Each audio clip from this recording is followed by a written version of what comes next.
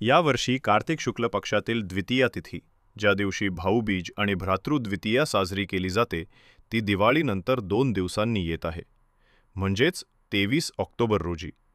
कारण 22 ऑक्टोबर रोजी कार्तिक शुक्ल द्वितीया तिथीची सुरुवात रात्री 8:17 होत आहे आणि द्वितीया तिथीचा शेवट 23 ऑक्टोबर रोजी रात्री 10:47 होईल.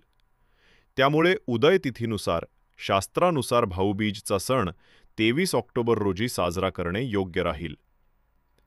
आता पाहूया भाऊबीज शुभ मुहूर्त.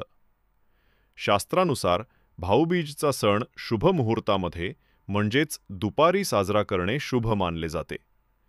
त्यामुळे दुपारी 12:05 ते 2:54 वेळ भाऊबीज साजरा करण्यासाठी सर्वोत्तम राहील. या वेळेत 12:05 1:30 शुभ मुहूर्त असेल, तर 1:30 2:54 अमृत मुहूर्त असेल.